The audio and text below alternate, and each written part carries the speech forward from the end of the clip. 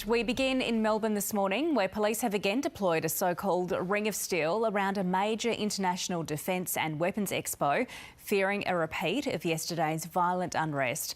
42 protesters were arrested during the clashes, which saw police use pepper spray and rubber bullets, and parts of Melbourne's CBD were brought to a standstill. The anti-war demonstrators are again vowing to turn out in force today, so let's get straight to Stephanie Ferrier outside the Land Forces Expo. Steph, good morning. So what's the mood on the streets there like this morning?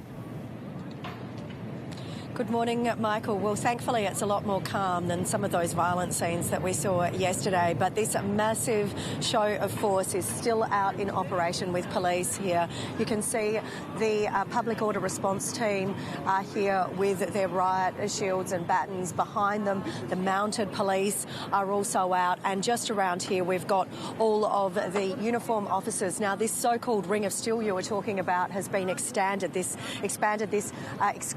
exclusion zone basically moved about 300 metres over the bridge and now is at the northern edge of the Spencer Street Bridge. And so we're seeing that police are absolutely taking no chances this morning. They've already searched the bags of just a handful of protesters who have arrived. One man was just sitting quietly. You can see some of the protesters that are just beyond this new water-filled barricade here, and they are also checking the credentials of everybody who turns up to make sure that they have the correct identification before they come into this Land Forces Expo once again for day 2. But we heard from Police Chief Commissioner Shane Patton. He says that he was appalled by the behaviour. He said it was appalling, and that for protesters who purport to be anti-war and anti-violence, they were clearly hypocrites given what they did to his officers. This is what he had to say about that. They were shoved, they had bottles thrown at them, they had balloons thrown at them that had different liquids in them. We've had analysis that shows some type of low-level acid that caused irritants to the police was used. A whole range of different attacks on my police officers.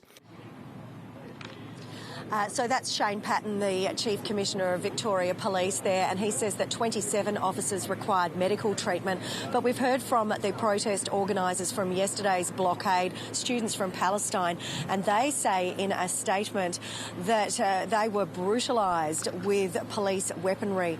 They say one person was shot at close range and had to be hospitalised. Another person, they say, was hit with a baton so hard that they also had to be hospitalised. And protesters have vowed to return. They say that they are going to be showing up to voice their anger and their objection to this Land Forces Expo, which is a major expo of defence and military hardware here. And we're just waiting to see whether or not any of these protesters do turn up, if we see any further than the handful that we've got here. But clearly police are making sure that no matter what, they are absolutely prepared for this morning. OK, Steph, thank you.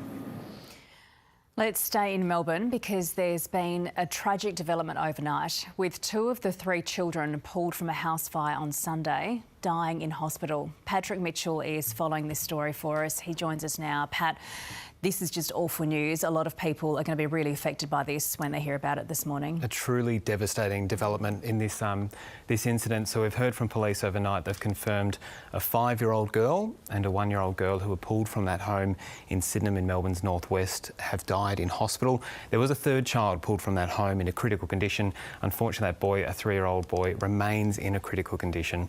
So our thoughts are with the family as that boy struggles in hospital. Now, this fire happened on Sunday night in Sydenham, which is northwest of Melbourne. It was around 9:30 at night when firefighters arrived. They found thick black smoke coming out of the building, and it took, as police say, up to half an hour for them to actually be able to go inside and find these children. They were in a separate part of the house to the fire, but they had critical injuries. All 3 were taken to hospital in a critical condition, and as we've found out sadly last night, the 5-year-old girl and 1-year-old girl have died. Now, there's still a lot to go in terms of the investigation. Victoria Police has the arson and explosive squad in charge of the investigation. It's still unclear how the fire started, and significantly, it's unclear exactly who was in the house house with the children at the time, whether anyone was indeed inside the house at the time. The family had only just moved into that house in the week prior to the fire, and the mother was with the children in hospital when they say they passed away yesterday morning. OK, Pat, thank you. Thanks for Pat. the update. OK, the father of one of the victims of last year's Hunter Valley bus crash has told us on News Breakfast he has launched a class action over the tragedy. 10 people were killed in the crash and many more were seriously injured. The driver, Brett Andrew Button, was handed a 32-year jail sentence yesterday. I've launched a class action in the Supreme Court of New South Wales this week. Was obviously waiting for driver sentencing. That's targeting Transport for New South Wales for very poor infrastructure, which is a significant contributing factor to the tragedy, and of course links bus lines who put the driver behind the wheel. The government will introduce its long-awaited misinformation laws into Parliament today, giving Australia's media watchdog greater powers to crack down on big tech companies. Under the proposed laws, rogue social media platforms could be slapped with a range of penalties, including a maximum fine of 5% on the company's global revenue. The community of Kendall, south of Port Macquarie, is marking 10 years since 3-year-old William Tyrrell went missing near his home. What happened to William, who was last seen wearing a Spider-Man suit a decade on, remains a mystery. A day after the US presidential debate, US presidential candidates Kamala Harris and Donald Trump have shaken hands while attending a September 11 memorial in New York. Former President Donald Trump said he enjoyed the debate but won't commit to a second one. Well, we're looking at it, but, you know, when you win, you don't really necessarily have to do it a second time. And a new statue depicting Queen Elizabeth II, Prince Philip and 2 corgis has sparked some mixed reaction. The bronze statue was created by a Belfast artist and has drawn criticism for its perceived lack of resemblance to the Queen. I think it could be a better resemblance, if you know what I mean. It's not sort of like the photographs. I've never really met the Queen or Prince Philip in the past, so I don't know if that's is accurate or not.